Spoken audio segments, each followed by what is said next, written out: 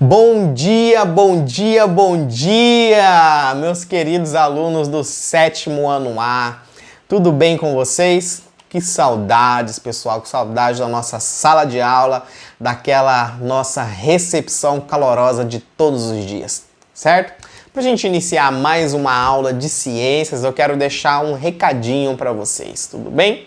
A partir de hoje, gente, segunda-feira, nossa aula, ou seja, as suas atividades lá no Portal Positivo, elas vão ficar disponíveis para vocês das 8 até as 19 horas, tudo bem? Passou desse horário, você não terá mais acesso à atividade. Então não deixe para fazer lá no último horário, né? Lá para as bandas de 7 horas, tá?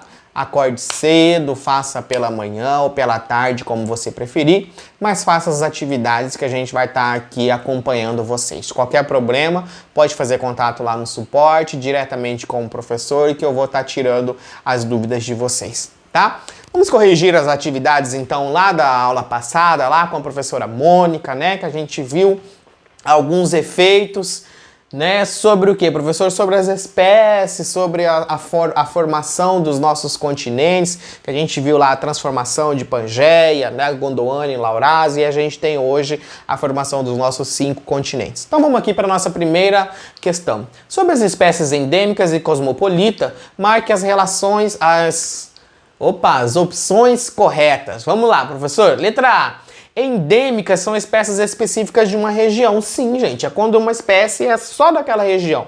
No caso, nosso tuiuiu, né, uma espécie endêmica do nosso Pantanal. A gente não encontra essa ave em nenhum outro lugar do mundo, tudo bem? Espécies cosmopolitas são espécies que são largamente distribuídas em vários locais ou em vários biomas. No caso, a gente tem o nosso pardalzinho aqui, que ele está em todos os locais do Brasil, pombo, uma espécie cosmopolita também, desde lá dos Estados Unidos, aqui América Latina, né, na Europa também, então todo quanto é continente, nós vamos encontrar essa espécie, então chamada de espécie cosmopolita, né, ela vai ser encontrada em várias regiões.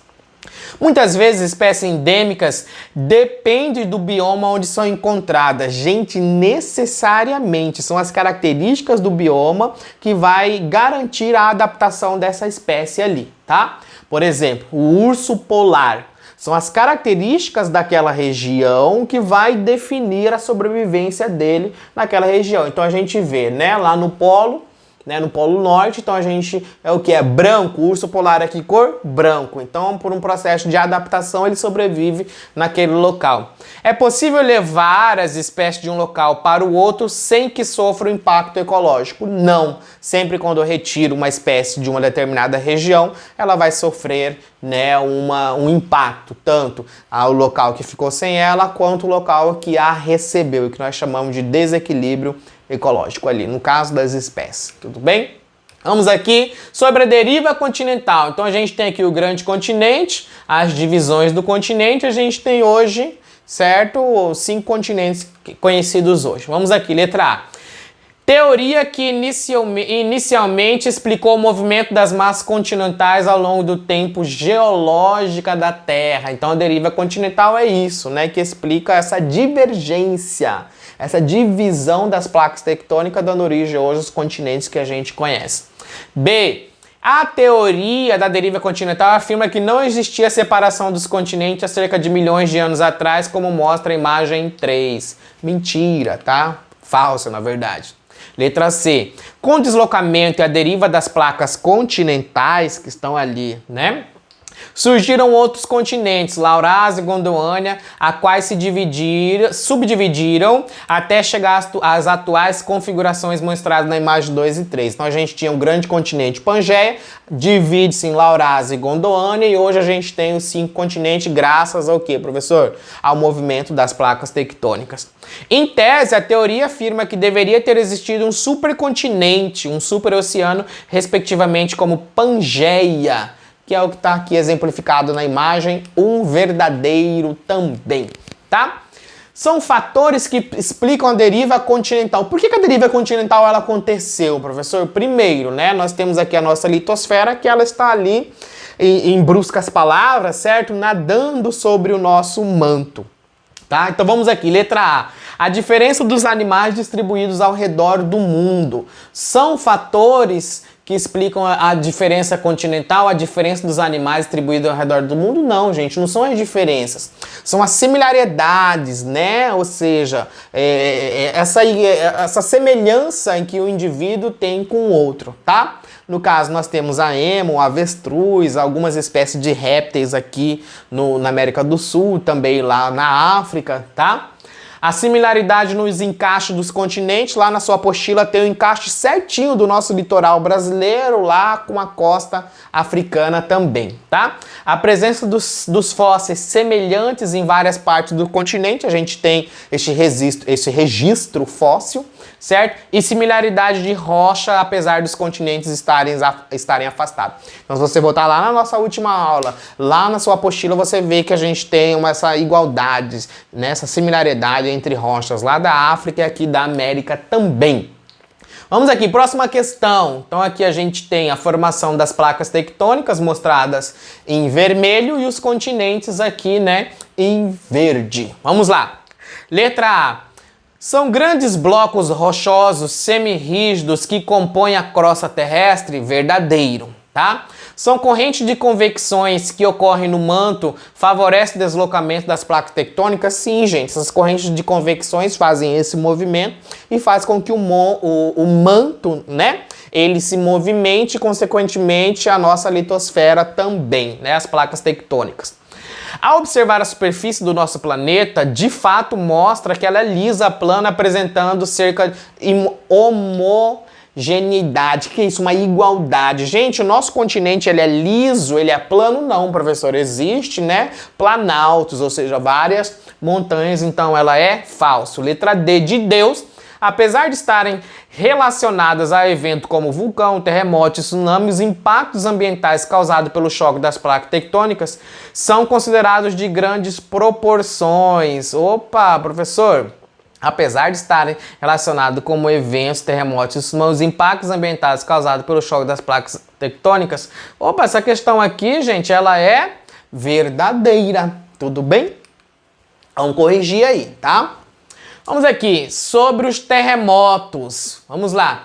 São tremores passageiros que ocorrem na superfície terrestre, provocando alguns casos de destruições e mortes? Sim, gente. Terremoto nada mais do que esse tremelique que dá aqui, né? Tremelique, né? Esse tremor, tá? Que dá aqui na nossa litosfera, certo? São raros no Brasil porque o país está localizado no centro de uma das grandes placas que compõem a superfície terrestre. Sim, a placa sul-americana, tá? C. Ponto da superfície da Terra onde é menos sentido chega a onda sísmica. Falso, tá? E letra D, opa, ele tá bem aqui, né, atrás da imagem. E letra D é o local no interior da Terra onde se inicia a ruptura do material rochoso, ocorrendo a liberação de energia sob forma de ondas sísmicas. Então isso é um terremoto, tá? Vamos aqui para os fatores naturais e impactos ambientais. Opa, episódio da nossa aula de hoje. Quer dizer, gente, vamos observar no mapa a seguir as regiões onde há maior risco de terremotos e atividades vulcânicas. E quer dizer isso, professor? Na onde que tem maior risco? Olha aqui, ó. Então a gente tem essa linha vermelha aqui, que são o quê, professor? São os encontros das placas. Então a gente percebe que o Brasil está aqui, ó, a gente não está no encontro de nenhuma placa, a gente está no centro, centralizado, tá? E você percebe que aqui no Japão, onde tem maior incidência de terremoto, ele está entre aqui, ó, na linha vermelha, ou seja, no encontro dessas placas tectônicas. Perceba que o Brasil se encontra no centro da placa sul-americana. Os eventos das placas tectônicas são os locais menos suscetíveis a vulcanismos e terremotos. Olha aqui, então aqui, gente, pouco a gente vai ter um abalo sísmico de alta magnitude, né? Diferente de quem está aqui na linha vermelha, né? Principalmente aqui na Ásia, né? Nos países asiáticos que mais sofrem com isso. Tudo bem? Vamos aqui. Erupções vulcânicas, terremotos e tsunamis podem causar grandes impactos ambientais, destruir cidades, mortes e outras pessoas e outros seres vivos. Gente, então aqui impactos ambientais, olha só, eles podem ser tanto de forma antrópica quanto natural. O que quer dizer isso, professor? Pode ser tanto causada pelo homem, antrópico, tá? Vem lá de antropologia, estudo do homem, né? E natural, também causada pelo quê, professor? Por ações naturais. No caso aqui, as erupções vulcânicas, os terremotos e os tsunamis são ações naturais que elas não podem ser evitadas. Mas a gente pode prever que isso, como que isso e quando isso pode acontecer. Tudo bem? Vamos aqui, vulcões.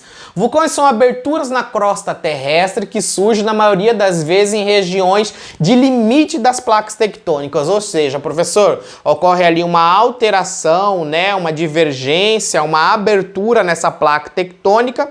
Esse magma ali presente, ele tende o quê? Ele tende a sair. Então, observe que a imagem, ele tende a sair. Quando ele sai em forma de lava, né, ele começa a solidificar aqui na parte da nossa litosfera, tá? Então pode estar localizado na superfície terrestre e também pode ser submarinos. Presta atenção aqui, gente, ó. Então aqui em cima ele começa a solidificar, dando origem às rochas, tudo bem? Quando resfria, se solidifica, formando aglomerados de rochas, tá?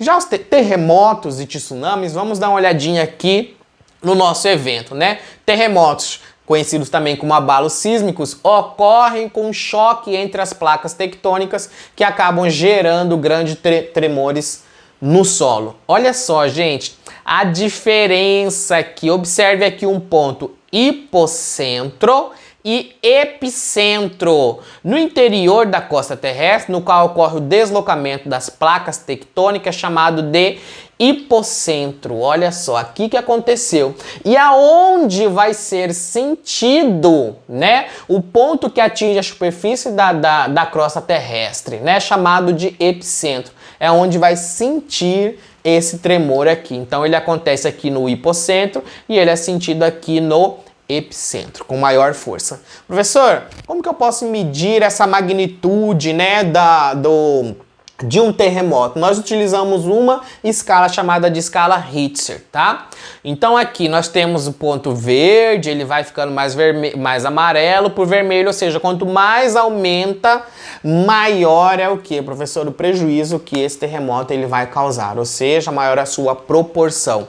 Então aqui, ó, menor que 3 e 5, geralmente não é sentido, mas pode ser registrado. Olha aqui, de 3 a 4, gente, já pode causar pequenos danos.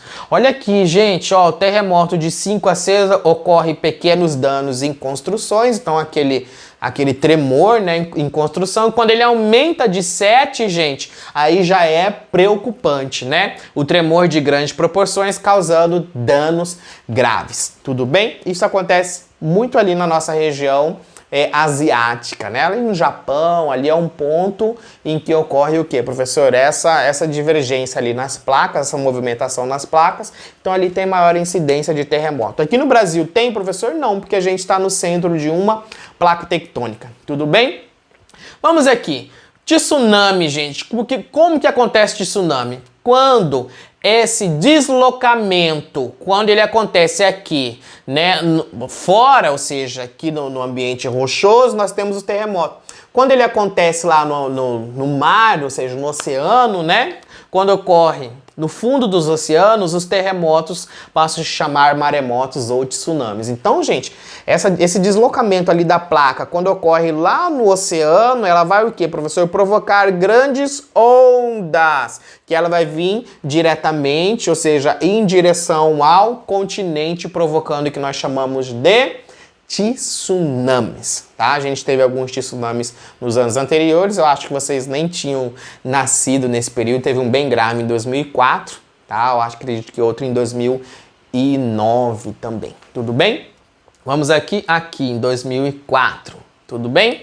Vamos dar continuidade. Atividades humanas e impactos ambientais. Você já estudou que os impactos ambientais são causados por fenômenos naturais ou também, né, por formas pelo homem. Então, quando aqui existe muita ação humana, que eu vou chamar de antrópico, então os impactos ambientais, gente, eles podem ser tanto antrópico, causado pelo homem, e natural, causada pela natureza. Então, esses impactos causados pela natureza, a gente já viu, são os terremotos, né, os tsunamis, e agora a gente vai ver causados pelo homem. No caso aqui, gente, a gente tem o que? A destruição, desmatamento, é o impacto ambiental causado pelo homem, tá? Esse desmatamento, gente, ele pode causar alguns danos, alguns prejuízos a determinadas espécies que vivem naquela região. Por exemplo, se eu vou ali e desmato, né, professor, eu corto ali a moradia, o ambiente com aquela floresta que o indivíduo está vivendo, eu vou reduzir o habitat. Então a gente pode provocar a redução dos habitats. Essa redução pode causar a extinção de espécies e eliminar também essa espécie desse ambiente. Professor, como assim? Vocês lembram daquele filme Sem Floresta, que eles, né, foram hibernar? Então eles foram o quê? Professor, dormir, quando eles acordaram já tinha um condomínio, né, criado ali no ambiente a qual eles viviam. Ou seja, então quando eles voltam novamente, aconteceu a perda do habitat desses indivíduos. O que vai acontecer com eles? Tende a não ter aonde caçar, aonde morar, aonde se reproduzir, e acaba também diminuindo as espécies. Isso está acontecendo também, gente, pelo aquecimento global. Então, o alto índice da queima de combustível fóssil, tá aí o gás carbônico na nossa atmosfera, está acontecendo a perda de habitats lá dos ursos polares. Também, gente, as espécies exóticas. Quando eu tiro uma espécie de um determinado local e levo para outra sem nenhum estudo. Essa espécie exótica, né, ela pode causar prejuízo, pode ser uma predadora das outras espécies que estão vivendo aqui naquele ambiente. Então, é uma ação causada pelo homem, tá? E também o tráfico de animais silvestres, olha aqui, né? As ararinhas aqui no Brasil, os periquitos, bastante levados para outros países. Então eu retiro aquela população daquelas aves daquele local e coloco ela para sobreviver em outro ambiente. Então aquele local que eu estou tirando está perdendo. Vocês lembram lá daquele filme Rio, certo? Quem não assistiu, como que diz, gente? Eu recomendo para vocês, né, se fugiu a palavra aqui do professor, eu recomendo para vocês assistirem o filme Rio para você ver essa interação, né, do tráfico de animais, porque o rio nada mais nada menos é uma ave que estava em extinção aqui no nosso país. Então uma ararinha azul, né, lá da região do Nordeste, então ela estava em extinção. Por quê, professor? Várias ações contribuíram para isso, inclusive o tráfico de animais. Então lá ele trabalha bastante isso e aí deixa bem claro pra gente, né? Até que ele volta novamente, ele ganha um espaço ali no litoral do Rio de Janeiro, né? Ou seja, uma área de conservação para ele poder reproduzir e aumentar novamente a sua população. Então a gente tem que procurar novos mecanismos para minimizar esse prejuízo que o homem também provoca na natureza. Pessoal, vou deixar a atividade para vocês lá no portal, 5 questões, qualquer dúvida pode fazer contato com o professor, tá? Eu tô lá no grupo de vocês, só mandar um oi no grupo que eu já tô lá de olho resolvendo qualquer situação, tudo bem? Um beijo do gordo e até a próxima aula.